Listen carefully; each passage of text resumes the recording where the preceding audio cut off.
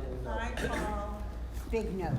Yes, I'm called upon to introduce the man who needs no introduction, but I'm going to introduce him anyway.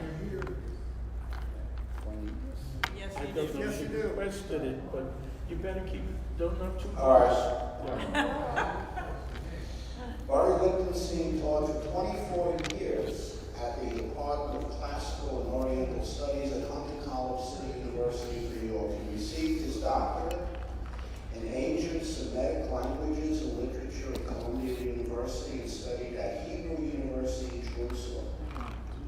He contributed chapters to the widely read book Back to the Sources, as well as to the books Learning from the Sages and Jews, Christians, and the Theology of the Hebrew Scriptures. He also authored entries in both the Encyclopedia Judaica and the Encyclopedia of Religion. Dr. Lichtenstein has published numerous studies on the Bible and the ancient Near East in the academic journals, and now lectures before scholarly and adult education groups in South Florida. He is also a very proud and appreciative member of the spiritual home here at Temple Shalom. So, ladies and gentlemen, Without further ado, they usually say, yes, I'm going to see if I can put this on the, oh, they'll give me feedback in a minute. Yeah, okay. Well, I'll try to do my best here. Is everybody comfortable with the sound level? Yeah? Good. Okay. Well, I'm glad to see you here. It's, let's see. No, that was right. It was right. Maybe that, yeah. Yeah. Position it any way you like. Well, you're going to tighten her up a little.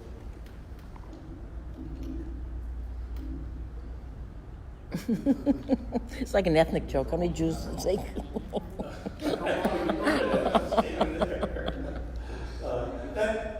Is that how it's I going to think be? it's Or the weight.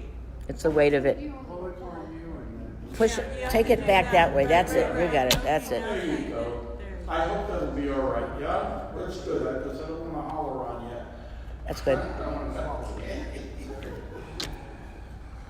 Well, what are the scrolls and who wrote them? You know, we used to talk about the Dead Sea Scrolls when they were first discovered. Their fame, or rather their infamy, had to do with all sorts of conspiracy theories that turned out to be nothing, that the contents of the scrolls would be kept hidden because the contents were so explosive and it would undermine people's faith in their religion, and none of it materialized. Also, scholars were trying to identify in the scrolls references, very coded references, that the people who wrote the scrolls referred to as the wicked priest, the spouter of lies, the furious young lion. Well, these were their enemies, but they didn't bother to tell us who they were. And so people were saying, well, this must refer to John the Baptist, this must refer to Jesus' brother James, this must refer to the Apostle Paul. None of this panned out, and we're left now with a more sober way of reading the scrolls to find insights into how Judaism and Christianity developed, because at the period of the scrolls, let's say 150 before the Common Era to about 70 of the Common Era, that period is the period when Judaism was evolving and during which Christianity, in its earliest form, crystallized. And so these are very formative years. The scrolls were discovered in 1947. And discoveries were made into the 50s and even the 60s. The first discovery was chance. There's the story that's been told of an Indian many times about the Bedouin shepherd boy who threw a rock into one of the caves and heard, instead of nothing, crack. There's something made out of pottery in there. And sure enough, there was a jar, and it held the first of the Dead Sea Scrolls to be found. And little by little, they were sold to an antique dealer, and there was all sorts of hugger-mugger meetings, intrigue, but little by little, most of those scrolls were from the first find. There were about 7 of them that were bought by the Hebrew University, and they were published, photographed, published, translated, commented on very quickly and very efficiently and very well. But after this first cave, there was systematic archaeological excavations, and in total they found 11 different caves. And these caves were along the northwest shore of the Dead Sea. The Dead Sea area is, one of the lowest points on Earth. It's like Death Valley. And one scholar came up with the idea of this place at the base of the cliffs. Nobody lived there. This wasn't a community. This was a place where wealthy people went to spend their vacation. The place looks like a lunar landscape, and it's a lot hotter than on the moon. I had a professor who used to say, paper doesn't cry.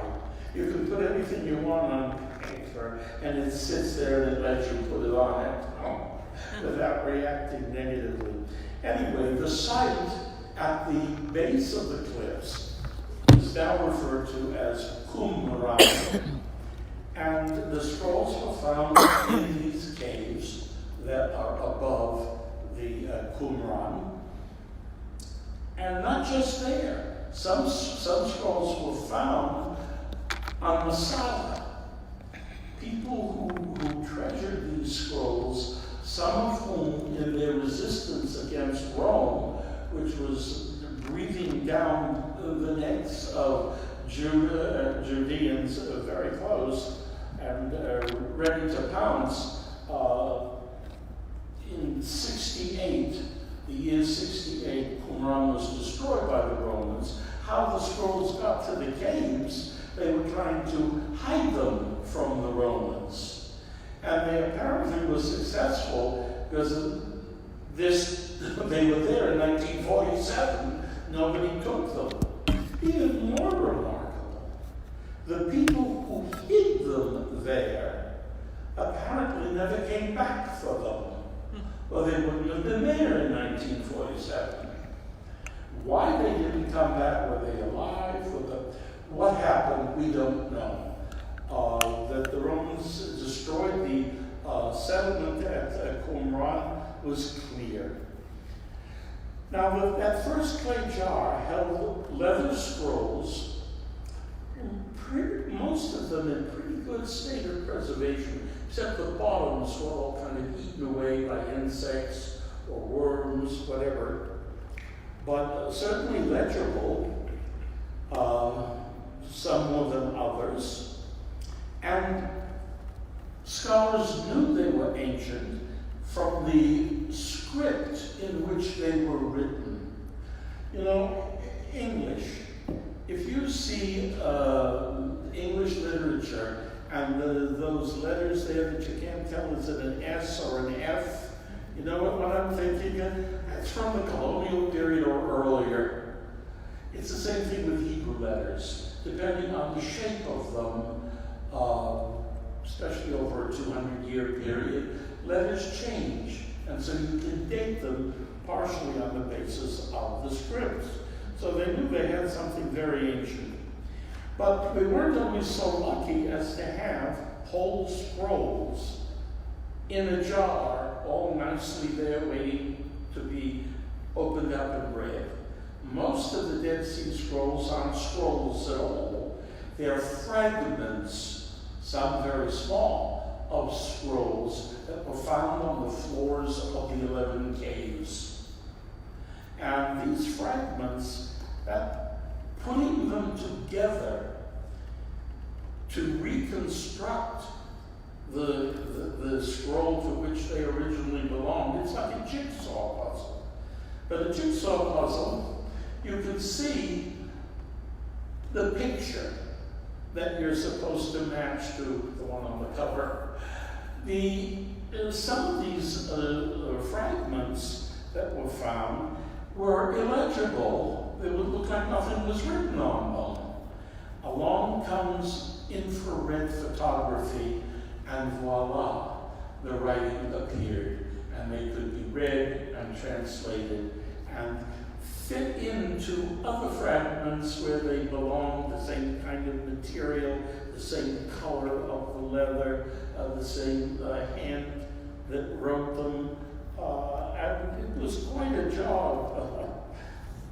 It's estimated that these thousands of fragments originally belonged to at least 800 different works, 800 different, we'll call them books, for want of a better term, works. And who were the people who hid them and wrote most of them? A sect known as the Essenes, E-S-S-E-N-E-S, Essenes. And we know about the Essenes because the Jewish historian from the period of the scrolls, named Josephus Flavius, doesn't sound like a very Jewish name, does it? Well, he started off life as Yosef ben Matityahu HaKohen. But listen, Rodney Dangerfield started off as Jacob Cohen, so anything goes. You know? Anyway, Josephus was adopted by the Roman emperor, and that's how he got his name, Josephus Flavius. And he was commissioned to write a history of the people that Rome just conquered, the Judeans, the Jews. And so he wrote a history of the Jewish people and a history of the war that had just ended between Judah and Rome. And in the history of the, what did he call it? He called it Jewish Antiquities was the name of the work. He describes a sect and gives examples of their rules, their regulations, what they're all about. And lo and behold, when we were reading the Dead Sea Scrolls, hey, this is what Josephus was describing. He gave us the name Essenes. The Dead Sea Scrolls don't use the word, but we knew who they were from, not only Josephus, from the Jewish philosopher from Alexandria in Egypt from the same period, a little earlier, Philo. They described this sect, and now we had the writings of a sect that corresponded to the description of these historians. So we know who they are. This was a time when there were a lot of different competing sects. Between 150 before the Common Era and, let's say, 70 of the Common Era, there wasn't Judaism. There were Judaisms. There were many different Jewish sects. There were Pharisees and Sadducees and Zealots, many of whom didn't talk to one another.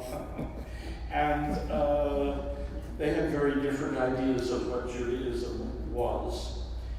After the destruction of the temple in 70, Jews at that period didn't have the luxury of each one having their own religion, and they had to kind of pool their interests and get together, as it were.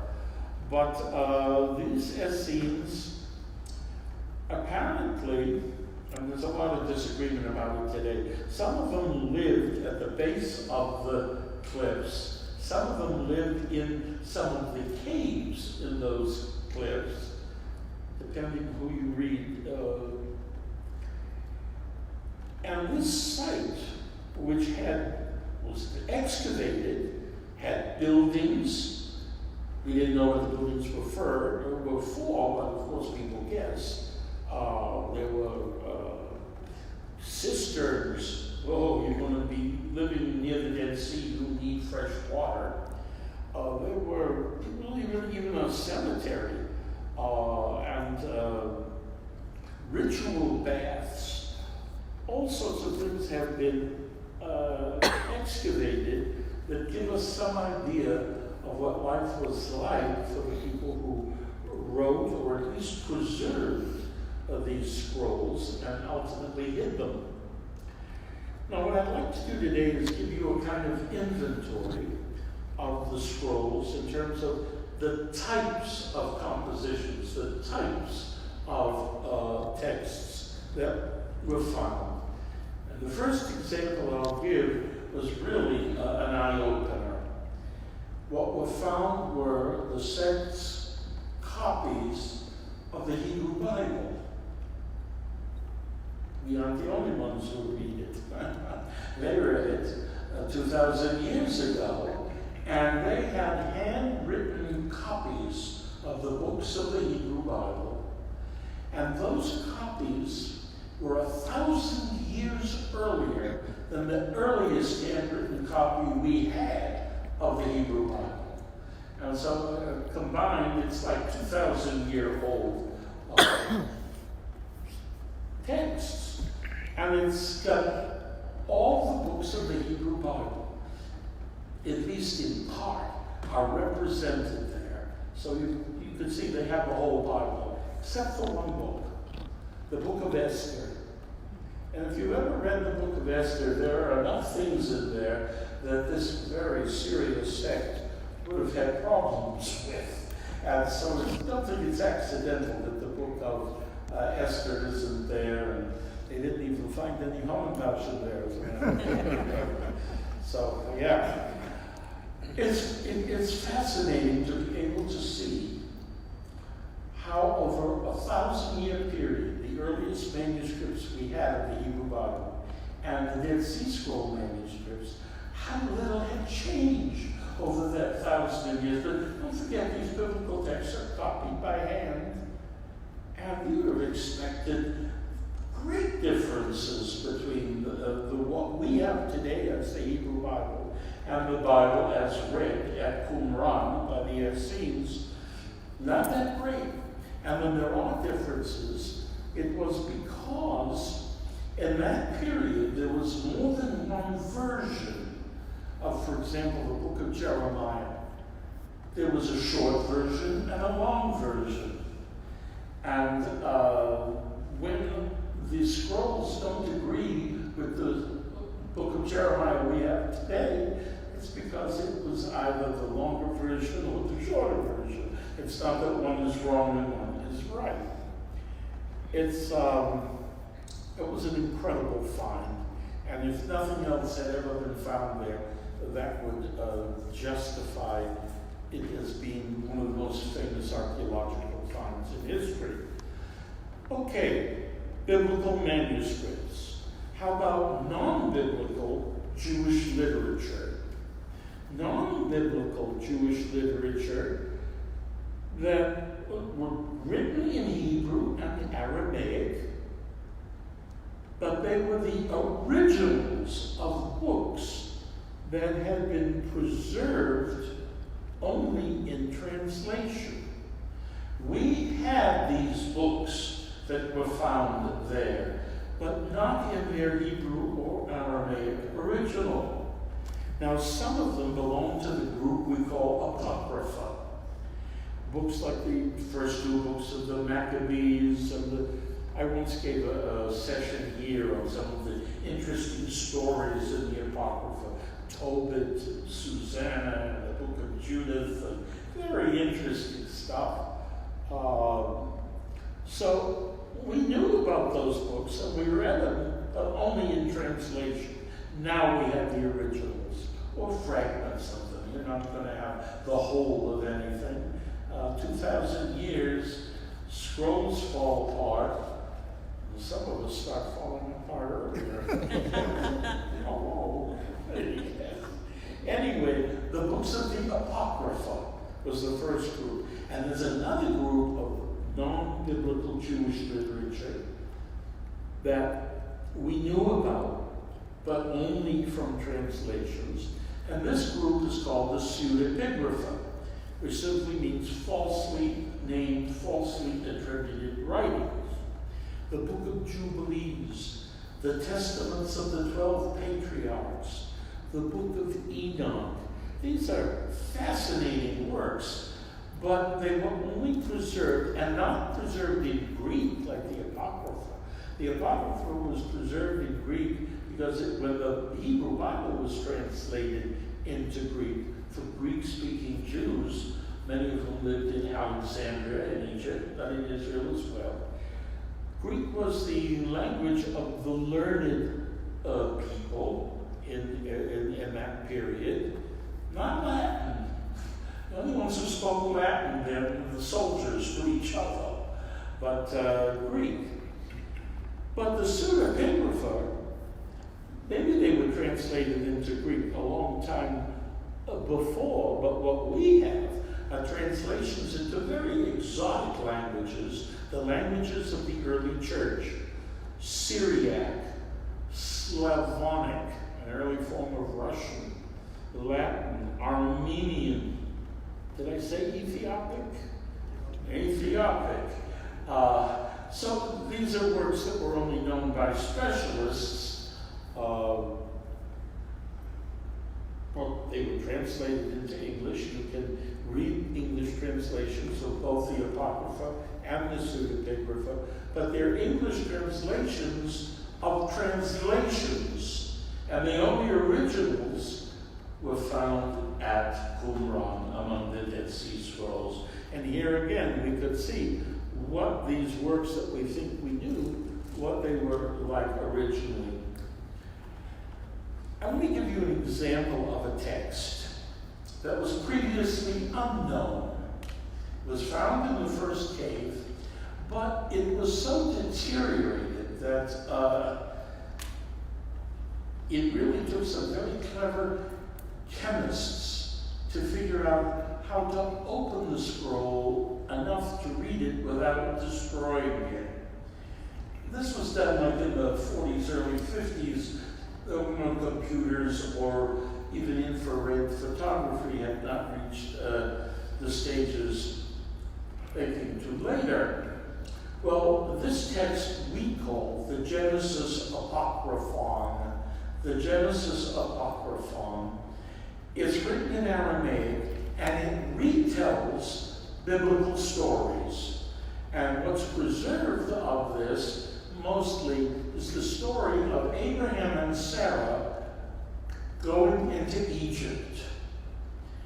And what it's an example of is pre-rabbinic midrash, a retelling of the biblical tale, but with a purpose: to expand the story, to fill in gaps, to smooth over inconsistencies, but even more importantly, to take the biblical stories and in the retelling, bring them kind of up to date.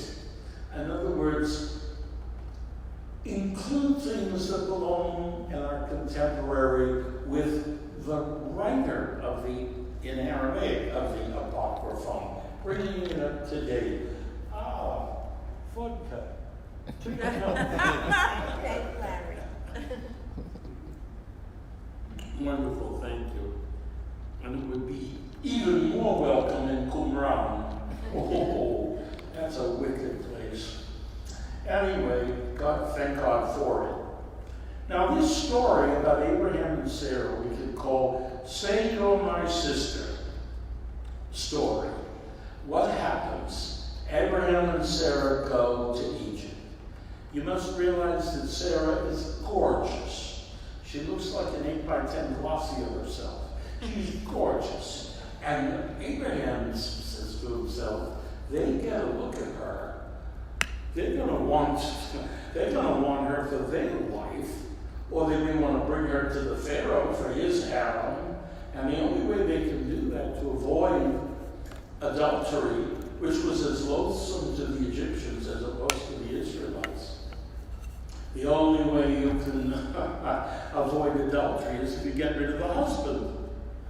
So Abraham, in the biblical story, says, tell them you're my sister. Well, you know, the first rule is survival. He has to survive to be able to do anything. But this is not a very gallant picture of Abraham. You know, you're fair game because you're only my sister. Not what we'd expect from our patriarch. So the Apocryphon, this early Midrash, is going to tell you why he did that, which is not explained in the biblical story. And of course, if you're looking for an answer, God. God sent a dream to Abraham, and in it, a glorious cedar was endangered. They were going to cut it down, but this very graceful palm tree saved the cedar. Sarah heard the dream, and she interpreted it. And she said, that means if I don't save you, you're going to be killed. And so she came up with the idea of, I'll tell them that I'm your sister. That gets Abraham off the hook very nicely and rehabilitates him. It's the story has things not in Genesis. It has a poem. You know, the book of Genesis, chapter 12 says, Sarah was very beautiful, period. Here they write a poem about her, exactly like the poetry of the Song of Songs. And they give an inventory of her, starting at the top and working her way down through all her working parts. How beautiful is her face? Let me tell you. How beautiful is her hair? Next, her eyes. I'll tell you about her nose. What about her breasts, her arms, her hands, her palms, her fingers, her feet, her thighs? You got the whole inventory there. And it's really a beautiful specimen of Hebrew poetry from a period during which we have no Hebrew poetry. Well, in this case, it's not written in Hebrew, it's written in Aramaic. Now, Abraham weeps and prays. He doesn't do that in Genesis chapter 12. And listen to how he prays. Blessed art thou, Lord and King. Ever hear anything like that? Baruch atah Adonai melech. That's the way we pray. Now, in the Hebrew Bible, there's only one example in the entire Bible of a prayer that's written that way. Only one. So when did this develop? This way of praying that we consider that's the way you pray. Baruch atah Adonai melech. This developed during this period. And so much of what has become Judaism got its start. And we can see it coming into being in the Dead Sea Scrolls. Also, this blessing says, Blessed art thou, Lord King, who rules over all the kings of the earth, who is Lord of all the kings of the earth. We don't have that in our prayers. Who is the author talking about here? Ostensibly, he's talking about Pharaoh because they're in Egypt. Not a bit of it. They're talking about the Roman emperor. And they're saying, we just fought a war, and we're just about ready to lose it. And you pray to a God who is Lord over all the kings of the earth, the Roman emperor included. You can say things sometimes without saying things, and that's what they're doing. Now, in the Bible, God helps out matters by keeping Pharaoh away from Sarah, so that nothing is consummated. I once used that word, to consummate a marriage, in one of my classes. Students didn't know what it was. I said, to consummate a marriage means, after the marriage ceremony, when you go for the dinner, they serve you a clear broth. That's consummating the marriage. They wrote it down. Anyway, in the Genesis Apocryphon, a demon is sent by God to afflict Pharaoh, that the last thing he would want to do is have physical relations with anybody. In the biblical story, it just says afflictions. But now it's a demon that needs to be exorcised. Why? Because this is the period in which demons who need to be exorcised are very big. And bringing the story of Abraham up to date, you make Abraham into an exorcist, and you make the demon afflicting Pharaoh. He lays his hands on Pharaoh, he exorcises. This is the period when rabbis in the Talmud are said to exorcise demons. Jesus of Nazareth is said to exorcise demons. Even pagans, you have Apollonius of Tyana, a great exorcist. Simon Magus, another. This was the period of it. So it's read into the story of Abraham. I'd like to move to a different kind of literature now, biblical commentary. And it's related to what we're talking about.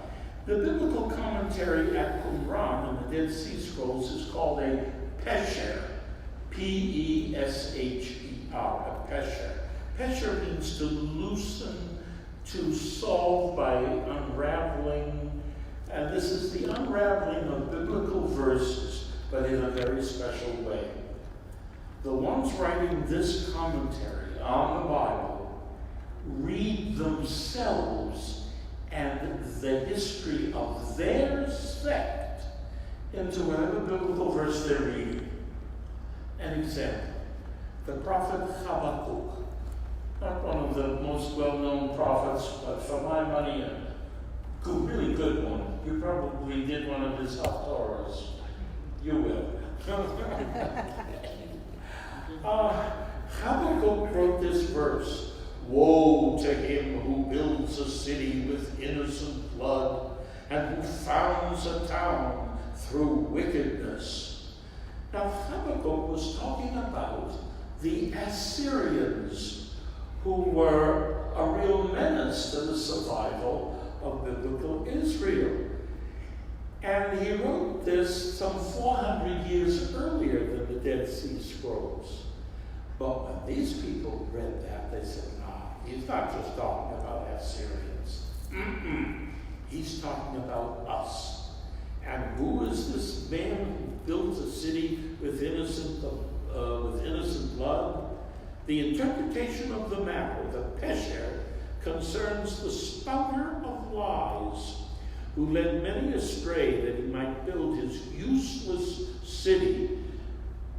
Now, this sect moved out to Qumran because they wanted to stay as far away as they could from Jerusalem. They were absolutely hostile to the religious authorities in Jerusalem, the high priest of Jerusalem, whom they considered bogus. And so they call him the spouter of lies. They also call him the wicked priest. Well, who is this? It's the one who is Jonathan from the same family that gave us Judah the Maccabee, the Hashmonaim, the Hasmoneans. Jonathan, after the Judah and all the rest defeated the Syrian Greeks, he became king.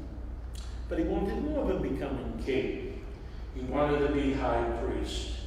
Now, you can't be a priest, certainly not a high priest, unless you are descended from one of the families that descend from Aaron, the brother of Moses. You can't buy becoming a high priest. You can't be given the office, but Jonathan wanted it and Jonathan got it. And the leader of the Dead Sea sect, one of their great teachers, whom we only know as the teacher of righteousness, who he was, we have no idea. I don't even think that's the best translation of it. He was the right teacher, the only legitimate teacher, the Mored Tzedek. He didn't teach righteousness, he was the only righteous teacher. And he was forced into exile, and a group followed him, and they went to Qumran. And they wrote the scrolls, or they kept a library of the scrolls they hadn't written themselves, and they were boycotting Jerusalem and boycotting the sacrifices of the temple and the high priest. But they read themselves, namely their foe, their nemesis, Jonathan, who around the year 150 decided he'd make himself a high priest. That's what started the sect, the Essenes. And they read this into Habakkuk's words, even though he was talking about something that happened 400 years earlier, and he was talking about the Assyrians. That's the Pesher. It's a unique kind of biblical commentary that we have from Qumran. Another text, we call it the Temple Scroll.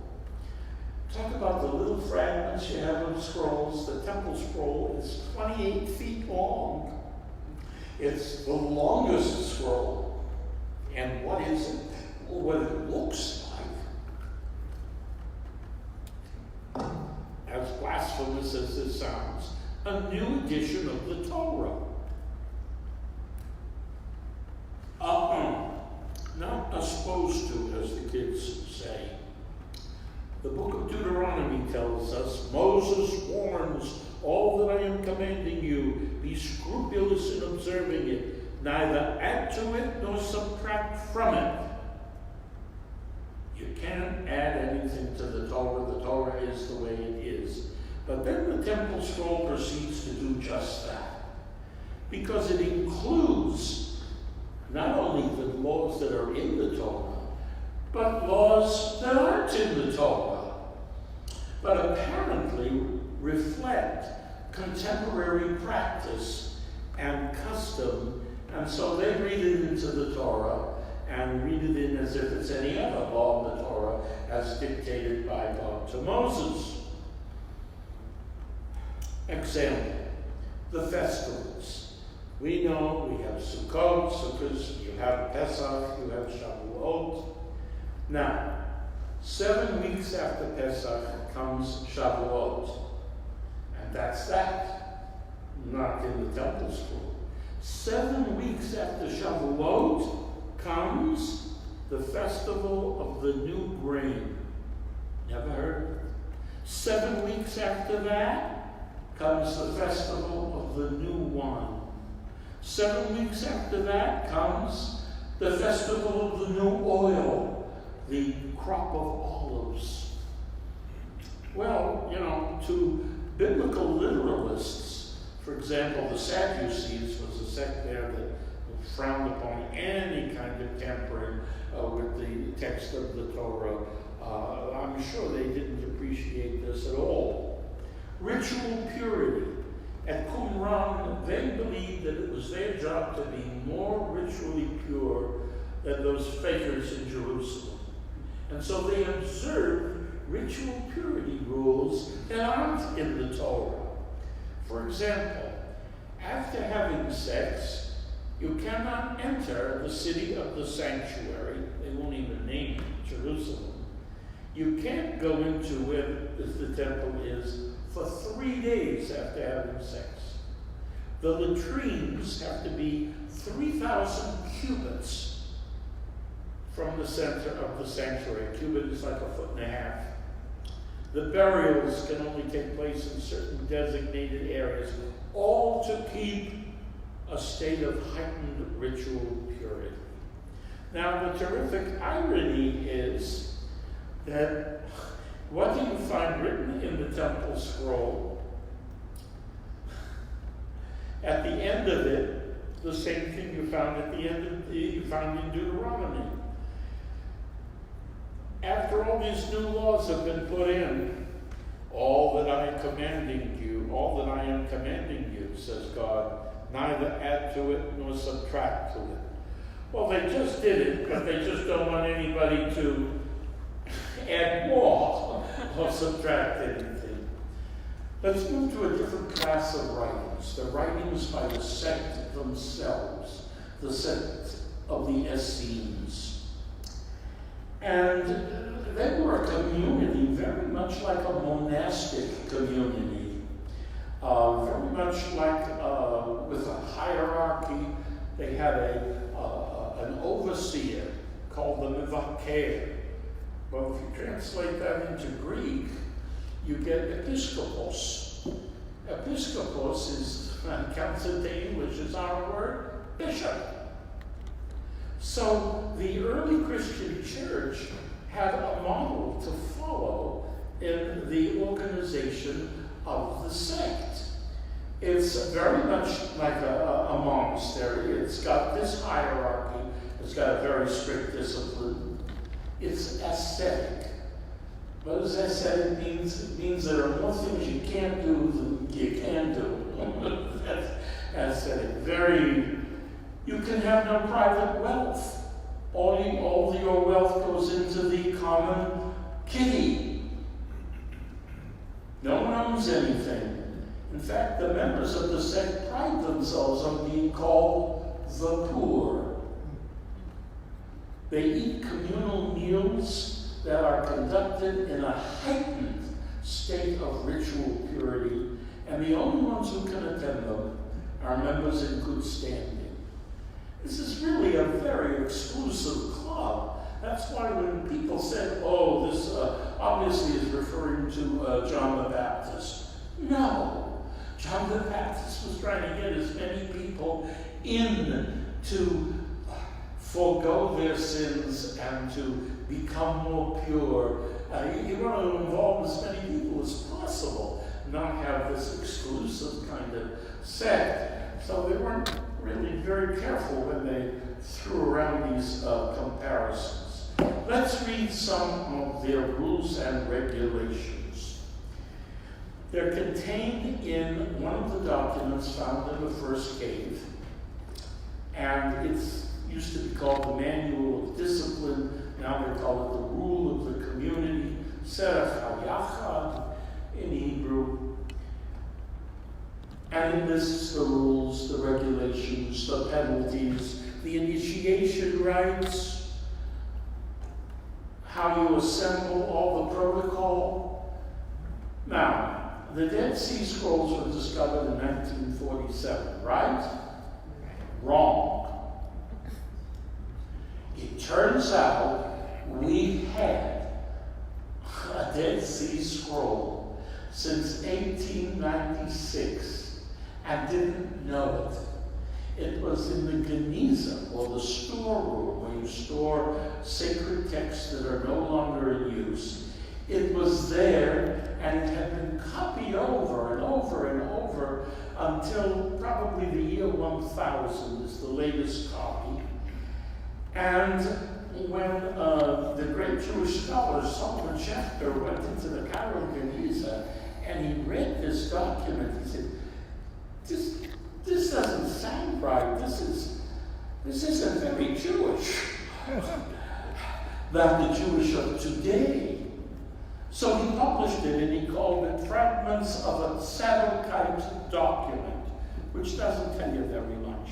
because they didn't know who wrote that. What it was a copy of the rules and regulations for the sect of the Essenes, especially the members who weren't living in Qumran, but lived throughout Israel, the rules they had to follow.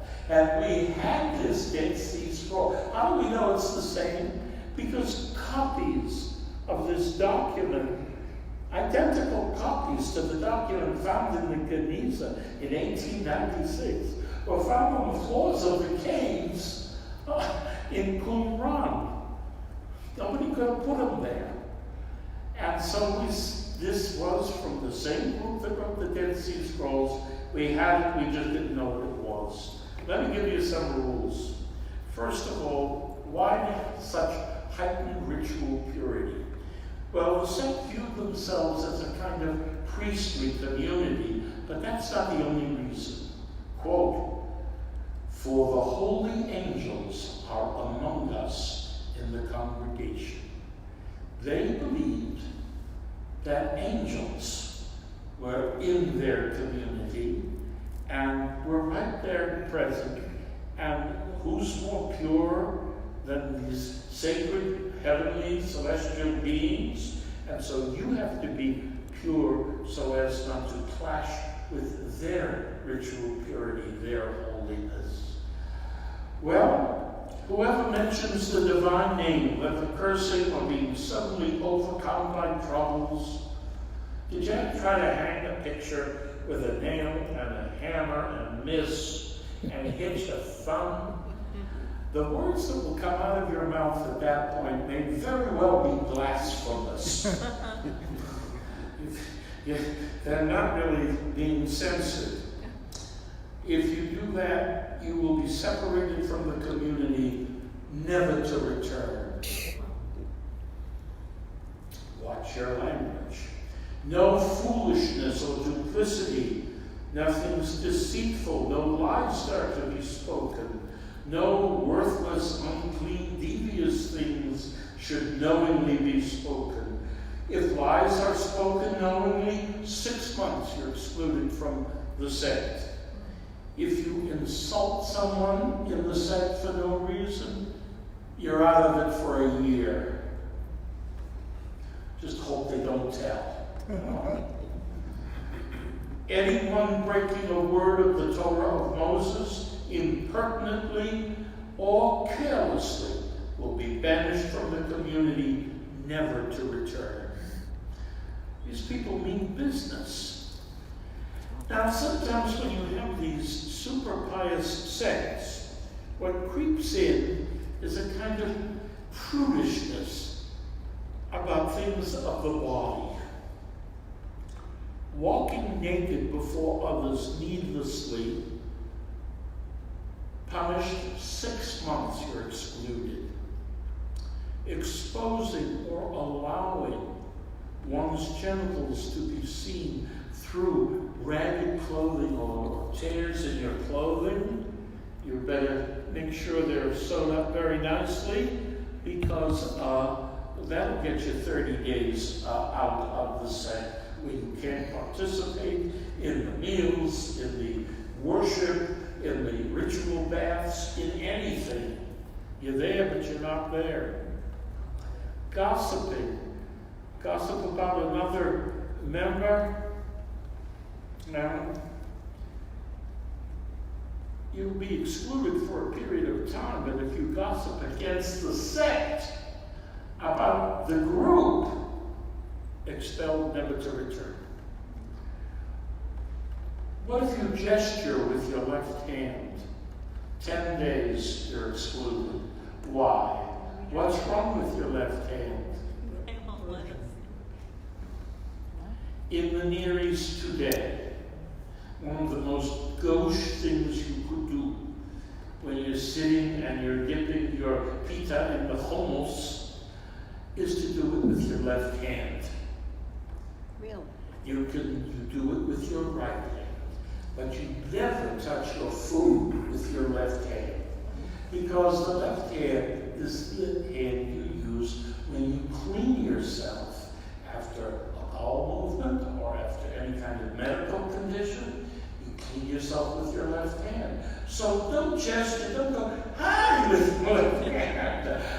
Don't do anything with your left hand. It's considered insulting, and it'll cost you. Now we move to what I think is the real gem of the literary gem of the Dead Sea Scrolls. And these are the Hodayot, or the Thanksgiving hymns. They're called Thanksgiving hymns because they all begin, Odecha, I thank you, speaking to God. I don't know who wrote this. I think it's safe to assume that this so-called teacher of righteousness, or only legitimate teacher, that he wrote this, because they're very personal. These are not like hymns from a hymnal that are all-purpose hymns. It's, when you read these Thanksgiving hymns, they're like a spiritual autobiography. And it takes account of the personal trials, tribulations, and triumphs of the author, who probably was this right teacher. And boy, would I love to know who he was, because he was some poet and some thinker. We'll come back to that in a minute. You know, he's called Mored Tzedek. That seems to be punning on Sadok, the only legitimate priestly line, and he was a priest of that line. But also, Mored Tzedek in Hebrew means a cool, reviving rain. And nothing would be more welcome at Qumran than a reviving rain. Mored Tzedek in Hebrew can mean that. All right. At times, it's like an emotional roller coaster.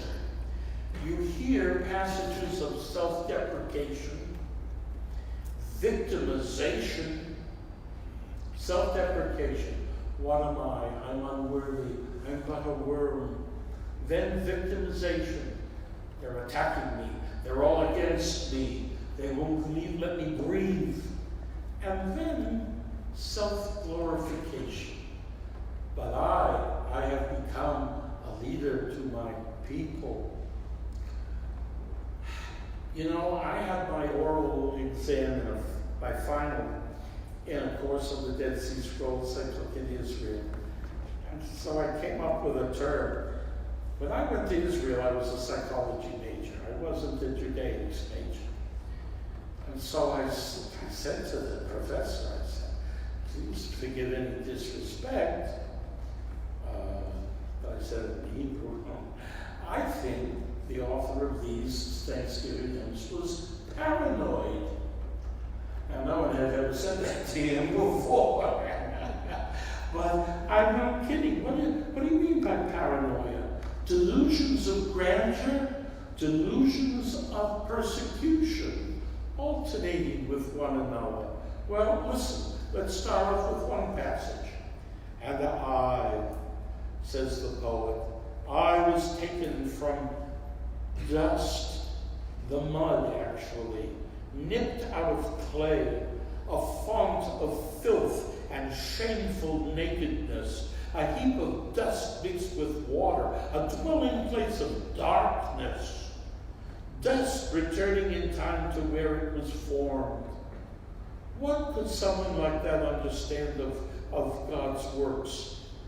How could someone like that stand before God's reproach? Well, that's self-deprecating, all right. If there were a little more time, there is a little more time. I have to tell you one of the oldest synagogue jokes on record. You probably have all heard it. If not, it's great. It's the Day of Atonement. The rabbi gets up and in a moment of fervent piety says, what am I? What am I but a worm before you, O God? The cantor, hearing this, I get up there. And so the cantor, as soon as he gets up there, he won't be outdone by the rabbi. So he said, what am I? What am I but a worm? Well, okay. Then the shamus, the sexton of the community, not on the same level as the rabbi or cantor, to be sure, But he hears those two, so he gets up and says, "What am I? But a worm." And the cantor gives an elbow to the rep. Luke, who also thinks he's a worm. So, I love it. Anyway, self-deprecation. Now comes the victimization. Because of the iniquity of the wicked, I am the slander on the lips of violent men. I am the one against whom the scoffers gnash their teeth. I have become, a lot of I is here for someone so self-deprecating, don't you think? I have become a laughing stock for the transgressors, and the assembly of the wicked has banded against me. They roar like the breakers of the sea, and they spew out lime and mud. Well, that's a biblical phrase he borrowed from one of the prophets, I think I'd say it.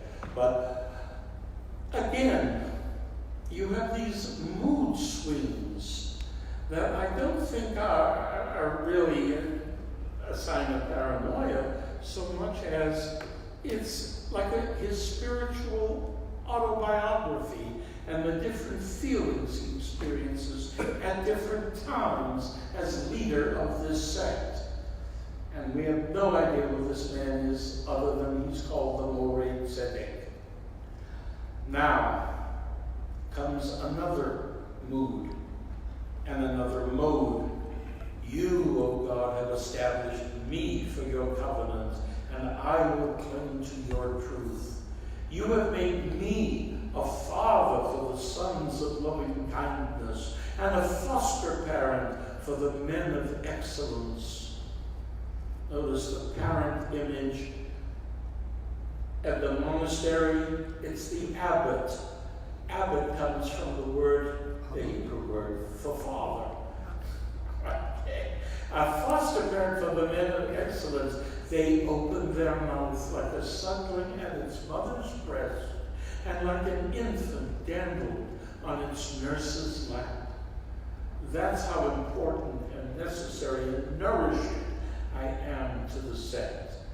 Well, we've come a long way from being the mud that returns to the mud, but I think it's honest. I think any leader with the responsibility for leading and helping a group like this survive in Qumran, the pressures that someone like this is under, especially from the Jerusalem establishment, you can imagine, he's going to have mood swings.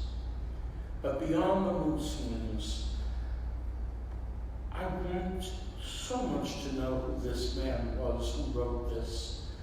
Because what I'm going to read to you now, there are to me words and thoughts, a religious vision of an otherwise unknown spiritual giant.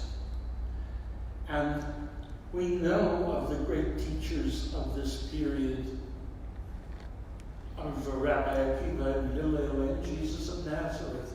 We know of the great teachers, but we don't know who this man was. And listen to what he has to say. For your glory, God, you have purified mankind of sin, that mankind may be made holy for you, free from hateful uncleanness and the guilt of transgression, that he may be one with the children of your truth and join with the lot of your holy ones, the angels. And here's a line: raising mankind from the earth, like raising the worms of the dead from the grave and bringing them into an eternal company.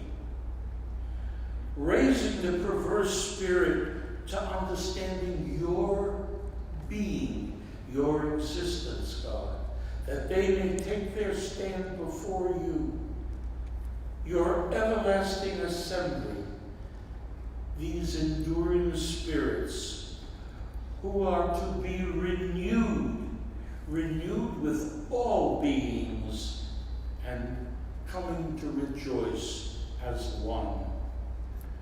That's a religious vision worthy of our knowing. Who wrote that? Thank you very much.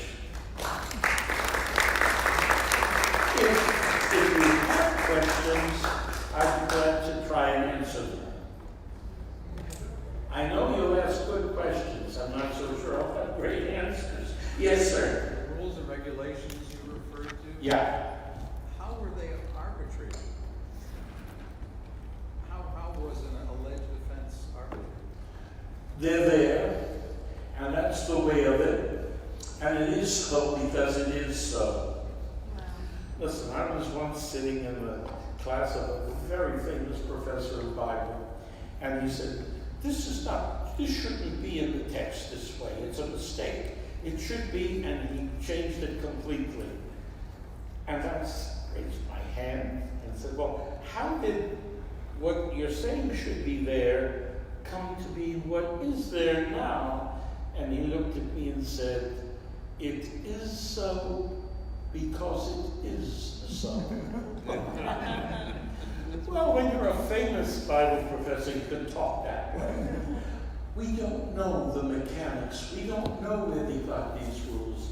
Is this the work of the teacher of righteousness? Was there a sort of seed group before he came along and he sort of took it over and enhanced it and developed it? We know nothing about it. Nothing. We know the end results. Is this the kind of sect in which it's easy to live a day-to-day existence? No. You better be very committed. You've got to be very sure of yourself, religiously and spiritually, to subject yourself to that kind of discipline.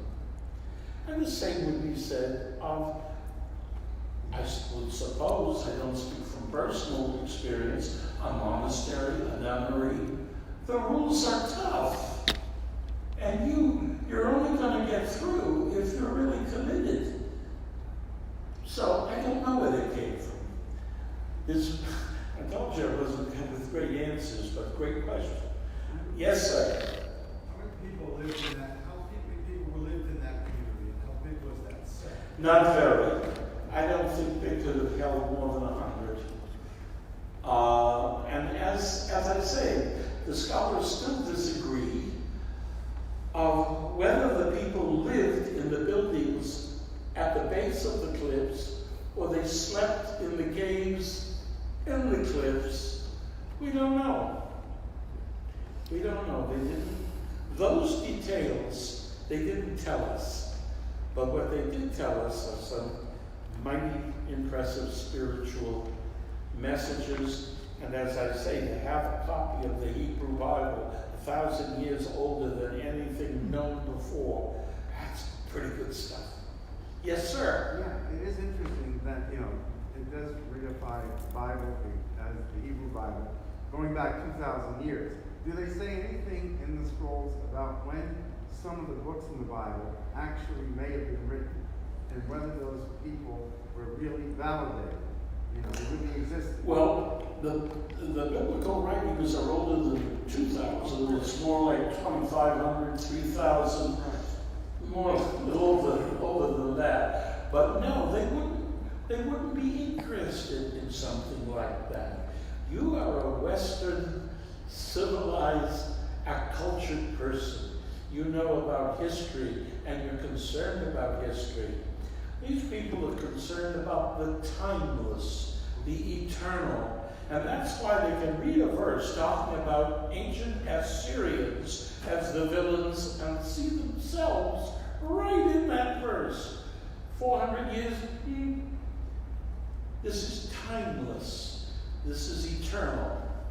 And most of us don't think that way. That's why we wear watches. We're very much influenced by time. Yes, our lovely president. How long did the sect flourish? From about 100, the archaeologists have determined that the Essenes occupied that site, and very good archaeologists from the Jody Magnus from the University of North Carolina did the most recent archaeological work there and the best. She thinks from 100 before the Common Era to 68, when the Romans came and wiped it out, that length. Now, there's even a theory that there was an earthquake, and so that it was abandoned for a couple of years. They're not agreed on that. But they were there for that. So what is that? I can't even balance a checkbook. From 170 years. But I'm sure with different periods of strength and numbers, like any organization, higher numbers, lower numbers, successful, less successful. Yes, Paul. Yes, was it strictly a male society, or were there families? There were families of Essenes not living in Qumran, but living throughout Israel. And we know that from this Covenant of Damascus, this document that we've had since 1896, and it does address family life and domestic relations to some extent. The documents from Qumran are very, very much male-oriented. And they excavated the cemetery, and they did find some skeletons that may have been female. And the theory going is that they would have sort of a, how can I say it, a terrible word is coming into my head and I can't get rid of it, a jamboree, it's the wrong word. They would come, even members of the sect who lived elsewhere in Israel would come together and join with the people living at Qumran and have sort of a general assembly. And maybe that's when women were there and died and hence buried. But from the scrolls itself, they make no, in the legislation, in anything, they make no mention of women. But I hasten to add, in the Genesis Apocrypha, after listing all the physical attributes, the physical beauty of Sarah, they say, and in her was much wisdom. This business of seeing women other than pretty things didn't start with Betty Friedan. Yes. So, exactly back to the Sarah thing, say that you're my sister, because in the Torah it's saying that Abraham told that to her, and he said so that in the Torah it says so that I can live. No, he doesn't say that. Oh, Shlomo. You have bad luck. Okay. What do I do here? Can't talk. Sorry. Call you later. Turn you off. Okay. Yes, no muscle. So it says, and Abimelech, I think was the name of the He never says. Why didn't you tell me your God brought down this damage to me because I was going to take Sarah for myself? What happens is the Pharaoh's got this affliction, or according to the Genesis Apocrypha, he's being hounded by some sort of an evil spirit. And he says, And he said, well, I didn't do anything wrong. I took this beautiful unmarried woman into my harem. You said she's your sister. Why did you do that? And the Pharaoh gives him hell, quite rightly. But you're saying that. But in the Genesis Apocrypha, that's cleaned up. The patriarch is rehabilitated, and it is God, through the dream of the cedar and the palm, that makes it clear to Sarah that she has to say something to save her husband. So that's in direct conflict with what it actually says. Yeah. If you say that to them, they'll hit you. Well, so be careful. I wouldn't hit you, but they would hit you. Yes. Yeah, it's interesting, but how do the Essenes and the inhabitants of Jerusalem, since they were pretty much a rogue group and defended themselves as warriors, how did they get along? And did they ever actually fight with Good question. They didn't get along well. And the Dead Sea Scent used a solar calendar, whereas the rest of the Jews, as today, we use a lunar calendar, like the Chinese. That's why I like Chinese food, I don't know. But, no, seriously, what happened was a priest came from Jerusalem and confronted them at Qumran on the Yom Kippur, the Day of Atonement. Now, how could he do that? Because by the lunar calendar, it wasn't Yom Kippur, it wasn't the Day of Atonement. And so to kind of spite them on their Day of Atonement, he came to tell them off. Yes, there was terrific tension. Yes. And Qumran's the kind of place, I suppose, not too many people are going to go there to bother them, because it's a dreadful place to be. Yes. Did they live in the caves, or were the caves strictly a depository of the scrolls? One group of scholars say they never slept down at the settlement and in Qumran at the base of the cliffs. They slept in the caves. Other scholars say no, they slept in Qumran. They're still fighting. It's 70 years we've had the Dead Sea Scrolls. And to find two scholars who agree on anything, good luck. Yes, please. First of all, I'd like to know how many scrolls of word did they find? And you said that they were portioned off like parshas. Okay, I wish I could hear you. Did you say how many scrolls are there? There are fragments, so we can't tell. There are like maybe 10 scrolls that really look like scrolls of the most, but mostly they're parts of scrolls. And the best estimate is that if you put them all together, the whole scrolls, the fragments, they represent 800 different compositions, works that they have in their library. So each person did about 8? And you said there were These are people what? You said there were approximately 100 people in this. Who were at Qumran. But this library of theirs was also, there were Essenes not living at Qumran, and these were their books as well. In fact, some people feel the books weren't ever all kept at Qumran. They were kept elsewhere in Israel, and they were only moved to Qumran when they could hear the footsteps of the Roman soldiers coming, and to protect them, that's when they hid them. Yes. Where is Qumran? What's that? Where is Okay.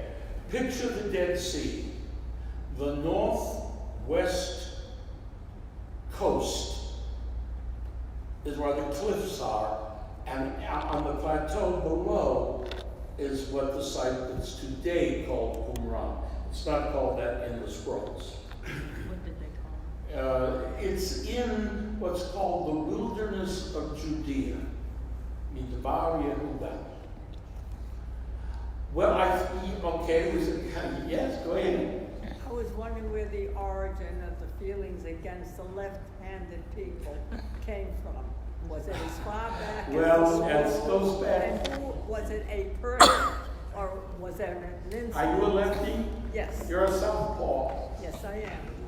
And very proud of it. And listen, in schools, they always made it rough for I you. know, but I'm talking about In Latin, how do you say left hand?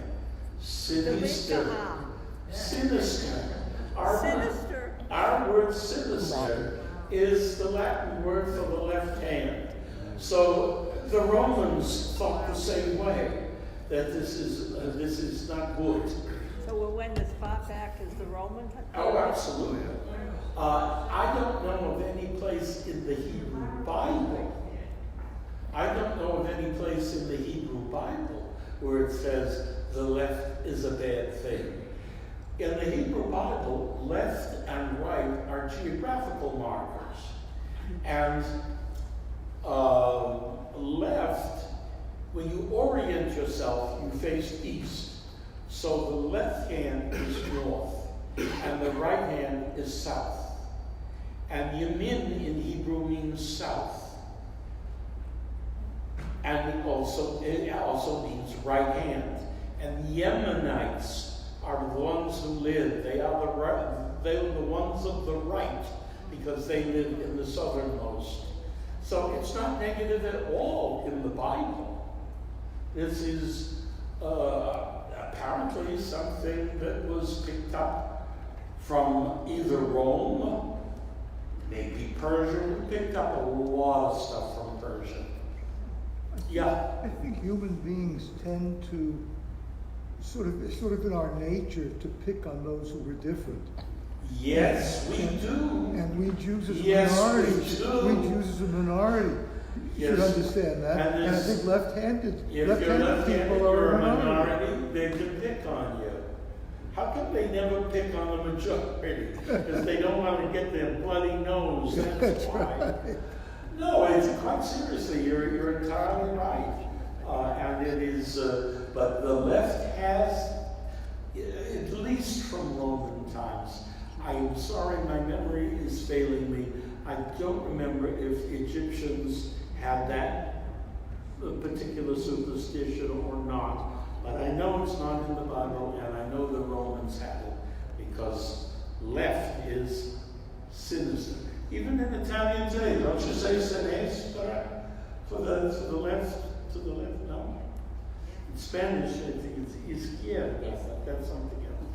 All right, yes.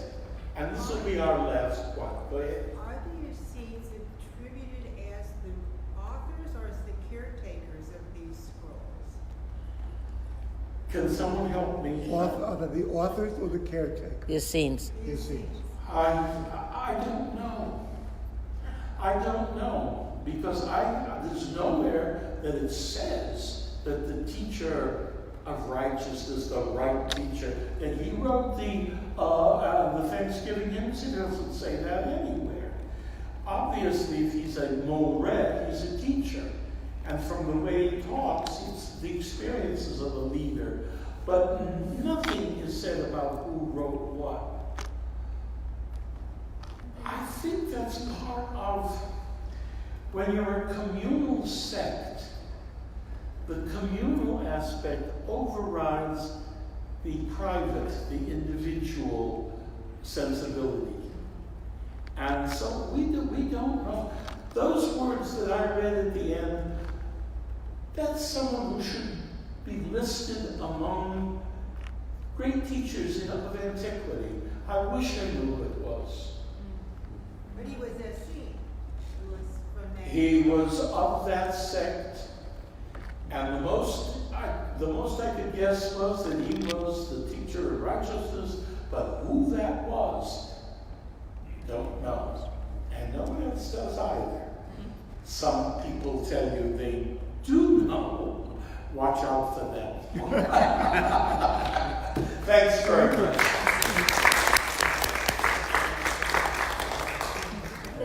Thank you all for coming. You know I'd love to have you here. Your questions are phenomenal. They really, really are. Gather questions for next Thursday.